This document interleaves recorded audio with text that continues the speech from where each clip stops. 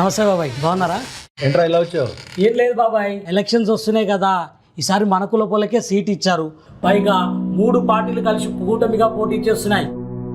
మనోడు కోటేసి గెలిపించుకుందాం బాబాయ్. సరే అమ్మా, కూటమి.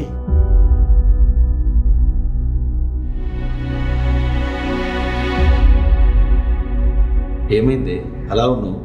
అయ్యా, 9 ఏళ్ల కిందట మన పిల్లలు మనల్ని వదిలేసి వెళ్ళిపోయారు. అప్పటి నుండి బంధువులు కూడా మన ఇంటి వైపు చూడడమే మానేశారు. పింఛనైనా నీకు వస్తుందేమో అనుకుంటే ఊర్లో ఎవరో ఒకరు సస్తే గానీ రాదన్నారు. బాధతో చాలా ఏడ్చానయ్యా. అప్పుడొచ్చాడు జగన్ బాబు. పాదయాత్రలో నీ కన్నీరు తుడిచాడు.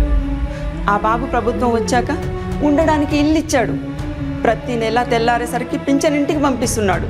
నీ ఆరోగ్యం బాగాలేనప్పుడు అందరూ నువ్వు బ్రతకవు అన్నారు. కానీ పెద్ద ఆసుపత్రిలో ఆరోగ్యశ్రీ ద్వారా 18 లక్షలు ఖర్చు పెట్టి బతికించాడయ్యా జగన్ బాబు. ఏ కన్న బిడ్డైనా ఇంతకన్నా బాగా చూసుకుంటాడా? అలాంటిది ఇప్పుడు మన కులపోనికి సీట్ ఇచ్చారని అవతల పార్టీకి ఓటేస్తావా? మంచి చేసిన వాళ్ళని మర్చిపోవడం మహాపాపం కదయ్యా. మనం చావు బతుకులో ఉన్నప్పుడు మన కులపోడు ఎవడొచ్చాడయ్యా? కులం చూడకుండా మనల్ని ఆదుకున్న ఆ బిడ్డే మన కన్న బిడ్డ.